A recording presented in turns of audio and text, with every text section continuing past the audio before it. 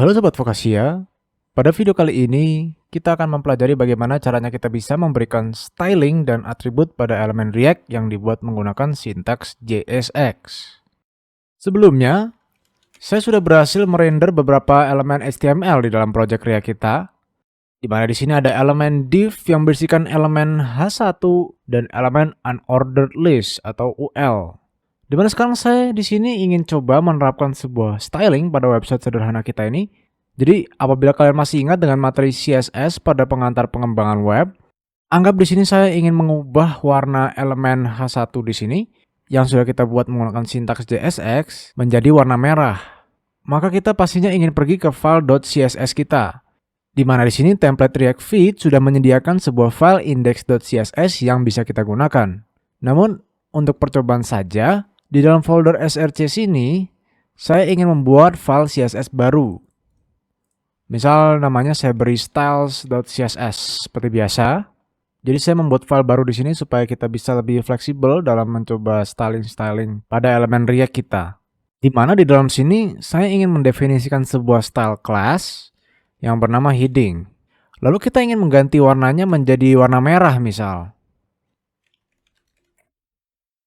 Seperti ini, cukup sederhana ya stylingnya. Yang mana sekarang apabila kita kembali ke dalam file main.jsx di sini, lalu di atas sini kita import file styles.css yang baru saja kita buat tadi. Lalu kita save filenya di sini. Nah, anggap apabila file ini adalah file HTML, kita dapat semudah menambahkan atribut class di sini seperti ini. Lalu kita set nilainya dengan heading. Jadi apabila kita gunakan styling class heading yang baru saja kita buat tadi di elemen H1 di sini, kita bisa lihat bahwa elemen H1 di sini dapat menerima stylingnya dengan baik, sehingga warna teks H1 di sini berubah menjadi warna merah. Namun sebenarnya aplikasi web React kita itu memberikan sebuah error ya, dimana apabila kita cek konsol browser di sini dengan menekan tombol Ctrl+Shift+I, kita itu diberikan sebuah peringatan oleh React. Invalid DOM property class. Did you mean class name? Jadi, intinya hal yang perlu kita ingat di sini, walaupun kode ini itu berbentuk seperti sintaks HTML, kode ini itu akan tetap dirender ke dalam bentuk JavaScript. Di mana biasanya apabila kita menggunakan JavaScript DOM, properti yang seharusnya digunakan untuk memberikan kelas pada sebuah elemen itu namanya bukan kelas, seperti yang biasanya kita lihat pada kode HTML, namun dia itu namanya adalah class name, seperti ini ya. Jadi sebenarnya walaupun di sini kita itu menggunakan atribut class dan bukan class name, React itu masih memperbolehkannya. Namun kita akan tetap diberikan peringatan untuk tidak menggunakan atribut class ini, melainkan kita seharusnya itu menggunakan atribut class name sesuai dengan nama propertinya tadi dalam bentuk DOM. Dimana kalau kita sudah ubah di sini, lalu kita save, kita refresh browser kita, lalu kita cek lagi di sini dalam konsol. Nah, maka sekarang errornya menjadi hilang ya. Hal lain yang mungkin kalian sadari, ketika kita itu menambahkan sebuah atribut ke dalam elemen HTML pada JSX kita, dia tuh penulisannya tuh seperti ini. Jadi kata pertama itu tidak menggunakan awalan kapital, namun kata kedua di sini menggunakan awalan kapital. Nah, gaya penulisan itu disebut sebagai camel case, di mana pada umumnya penulisan atribut dalam sebuah elemen HTML biasa itu tidak dalam bentuk camel case seperti ini. Misal apabila di sini saya pergi ke dokumentasi untuk HTML Global Attributes, jadi ini adalah daftar atribut-atribut yang bisa kita gunakan untuk semua elemen HTML, di mana salah satunya di sini ada yang namanya content editable. Dan kalau kalian perhatikan pada gaya penulisannya, dia itu tidak berbentuk seperti camel case. Jadi dia tuh tampak seperti satu kata yang utuh. Dimana apabila kita kembali ke dalam file JSX kita, standar gaya penulisan yang harus kita ikuti itu mirip seperti standar gaya penulisan yang umumnya digunakan pada project-project JavaScript, yaitu camel case. Jadi apabila di sini nama atributnya itu adalah content editable, tanpa ada huruf kapital sama sekali, maka pada sintaks JSX dia itu penulisannya tuh seharusnya seperti ini. Content editable. Selanjutnya kita set value-nya ke true. Dimana sekarang dalam web browser kita, sekarang kita sudah bisa mengedit isi dari elemen heading 1 di sini ya. Jadi, semisal apabila kita tidak menerapkan gaya penulisan atribut-atribut ini dalam bentuk camel case, misal class name-nya n-nya saya ubah menjadi n kecil, e-nya di sini saya ubah menjadi e kecil, kita save.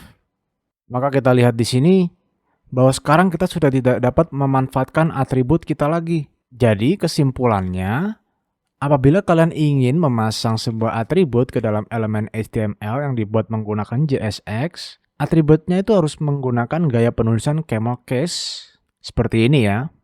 Jadi atribut yang paling umum digunakan dan yang akan paling sering kita gunakan juga adalah class name di sini.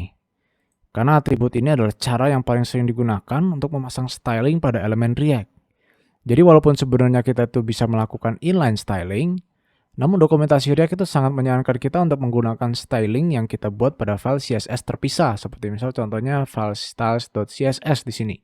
Jadi by convention stylingnya itu disarankan bersifat eksternal.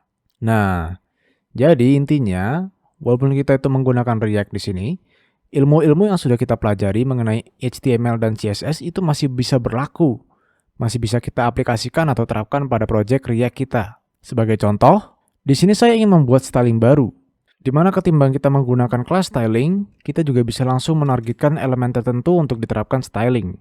Misal seperti contoh di sini saya akan menargetkan elemen UL di sini.